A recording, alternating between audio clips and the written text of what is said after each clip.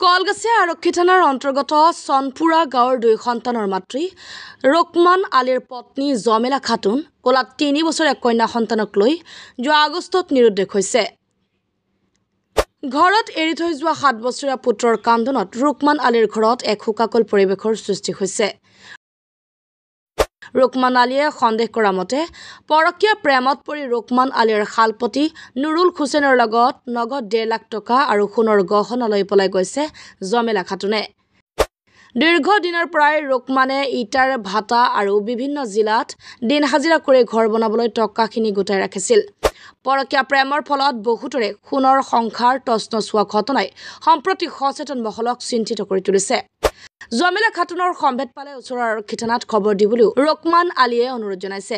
জমেলা খাতুনৰ গাৰ বৰণ বগা, বয়স 25 বছৰ, ওখ 5 ফুট, পিন্ধনত ৰঙা শাৰী আছে বুলি ৰুকমানে জনাইছে। আজি 10 বছৰ হয় বিয়া পাতিছো। ক'ত পাতিছে? এই কাদঙৰ চিদ্দিকালিৰ ছোৱালী আনছো। কাদঙৰ ছোৱালী আনছো। সেইটাৰ লগত মই 10 বছৰ খালোঁ। যোৱা 18 তাৰিখে মোৰ ঘৰৰ পৰা টকা লৈয়া 1.5 লাখ টকা সোণাৰ গয়না পাতি লৈয়া মই পলাই গেছে। মই খুঁজি আছোঁ। কোনে পলাই গৈছে? বৰ মাইকী টকা পইচা লৈয়া মই গুচি গেছে। এতিয়া মই খুঁজি আছোঁ। মই লগত এটা ছোৱালী আছে। মই ছোৱালীটো খুজিছোঁ। মই নাই ইয়াতে মই এটা ল'ৰা এটা ছোৱালী। মই 3 বছৰ হ'ল এটা ছোৱালী আৰু ল'ৰাটোৰ আমাৰ মই 9 বছৰ হ'ল। সেইটো মই থুয়ে ঘৰত থিয়ে ছোৱালীটো লৈ গৈছে। মই বহুত জাগাত খুঁজি আছোঁ, মই পোৱা নাই। এজাহাৰ দিছোঁ, থানাত এজাহাৰ দিছোঁ। কোন থানাত এজাহাৰ দিছে?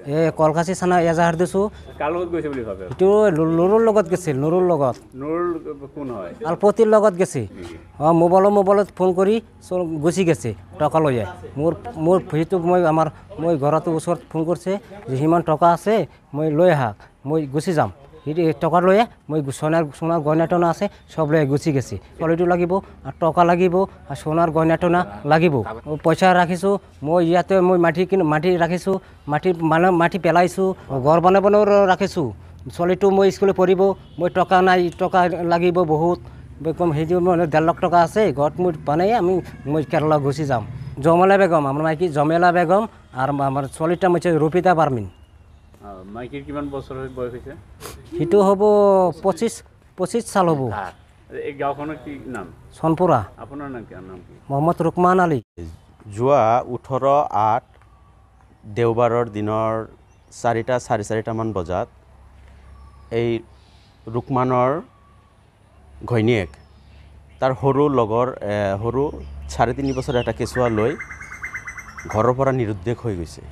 এতিয়া বিচাৰি নাপালে। নোপোৱাতে তাৰ পিছদিনা থানাত এটা এজাহাৰ দিলে। কোন থানা? কলগাছিয়া থানাত এটা এজাহাৰ দিলে। এতিয়া ৰুকমান আলীৰ এটা মানে সি কান্দোনত ভাঙি পৰিছে। তাৰমানে লগত এটা সৰু কেঁচুৱা ছোৱালী লৈ গৈছে। 3.5 বছৰৰ কেঁচুৱা ছোৱালী। 3 বছৰ 3.5 বছৰ আৰু তাৰ লগতে আপোনাৰ 1.5 লাখ মান টকা লৈ গৈছে। তাৰমানে সি এটা ঘৰ বনাম বুলি পইচা কেইটা জমা কৰিছিলে। সি ল'ৰাটো কেৰেলাত থাকে। কেৰেলাত থাকি অলপ 6 মাহ 1 বছৰৰ মূৰে আহে।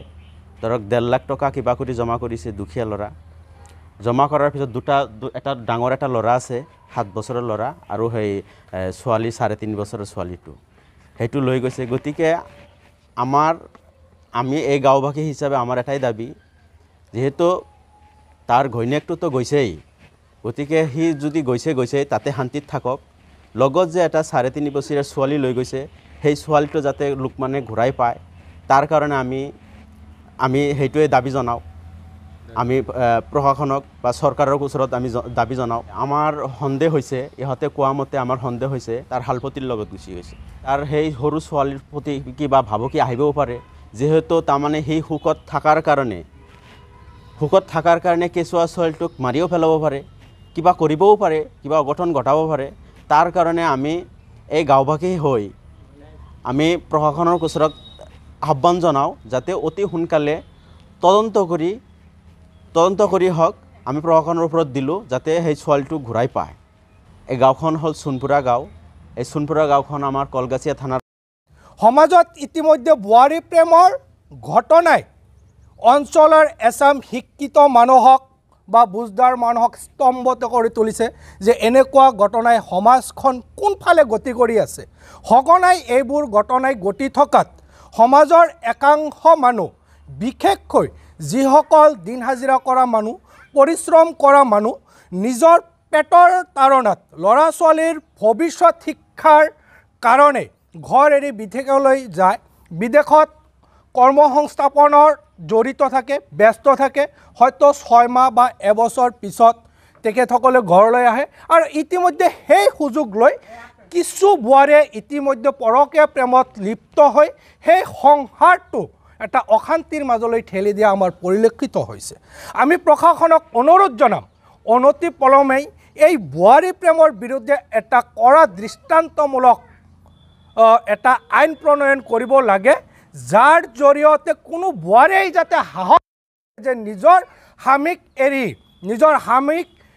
এৰি থৈ নিজৰ সংসাৰখনক এৰি থৈ অইন কোনো পৰপুৰুষৰ লগত সম্পৰ্ক কৰি নিজৰ ঘৰৰ নিজৰ ল'ৰা ছোৱালী সন্তান এৰি থৈ তেখেতৰ লগত যায় সেই সংসাৰটোক এটা জুইলৈ ৰূপান্তৰিত কৰি এনেকুৱাকৈ সংসাৰ কৰিব বিচাৰে। এনেকুৱা ঘটনাই আমাক খুবেই স্তম্ভিত কৰি তুলিছে। আমি হতভম্বিত হৈছোঁ। গতিকে আমি প্ৰশাসনলৈ এটাই অনুৰোধ, অনতি পলমে এই পৰকীয়া প্ৰেমৰ বিৰুদ্ধে বিহিত ব্যৱস্থা ল'ব লাগে আৰু এটা সমাজলৈ এটা শান্তি সম্প্ৰীতিৰ বাৰ্তা আমাক দিব লাগে।